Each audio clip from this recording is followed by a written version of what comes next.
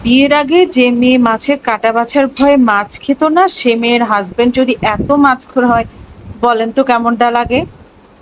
আসসালামু আলাইকুম। হ্যাঁ, আপনাদের ভাইয়ার কথা বলছি। এত বেশি মাছ করছে। আচ্ছা বলেন তো, দেশে কি সামুদ্রিক মাছের দাম কমে গেছে, না এত এত মাছ আনার কি দরকার? তারপরে চিংড়িও আনছে, যেটা আমি ফ্রিজে রেখে দিয়েছি কাটা বাছা ছাড়াই, কারণ হচ্ছে একটু নরম হয়ে যাচ্ছে মনে হয়। তো যাই হোক, আমার মেয়েটা আমাকে আজকে ছুরি শুটকির যে মাছটা সেটা নিয়ে নিলাম। তো মেয়েটা কাটা বাছা করে দিয়ে চলে গেছে, এর ফাঁকে আমি হচ্ছে আমার টেবিলটা ক্লিন করছি। টেবিলটা ক্লিন হয়ে গেলেই মনে হয় যে আমার এই সাইডের কাজ অর্ধেক শেষ। রুম তো সকালে ঘুম থেকে উঠানোর পরে মোটামুটি ক্লিন করা হয়। তো টেবিল ক্লিনের সাথে সাথে আমি আমার বেসিনটাও ক্লিন করে নিই, তাহলে হচ্ছে একসাথে মনে হয় যে আমার এই সাইড একদম কাজ কমপ্লিট। আমি পুরা এই সাইড থেকে ফ্রেশ হয়ে গেলাম। দেন এই তো আমি কিচেনে চলে আসছি। আমি বরাবরই দুই চুলায় দুটা তরকারি দিয়ে দিই। তো আজকে হচ্ছে এক চুলায় ছুরি মাছটা বসাই দিব, আরেক চুলায় বাচ্চাদের জন্য চিকেন নিচ্ছি। যতই মাছখোরের বাচ্চা হোক, তারা কিন্তু চিকেন ছাড়া খাবেই না। তো এই তো চিকেনের জন্য মশলা, দারচিনি, এলাচ, আদা, রসুন, হলুদ, মরিচ, লবণ, তেল, যা যা চিকেনের মশলা সেটা দিয়ে দিব।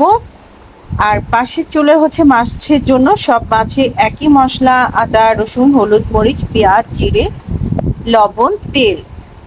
তো আমার কষানো হয়ে গেলে আমি একে একে এক চুলোয় মাছেরটা মাছ ছেড়ে দিব, চিকেনেরটা চিকেন ছেড়ে দিব।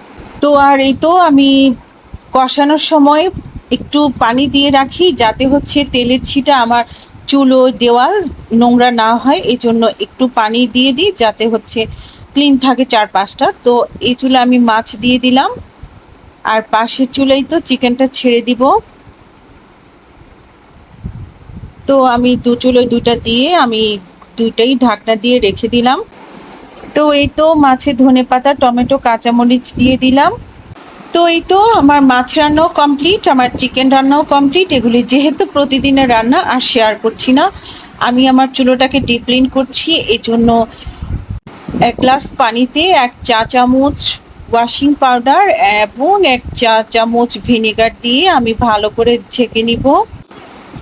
ঝেঁকে দেন হচ্ছে চুলোর নিচ, আমার টাইলস চুলোয় ভালো করে স্প্রে করে আমি একদম চেপে চেপে মুছবো।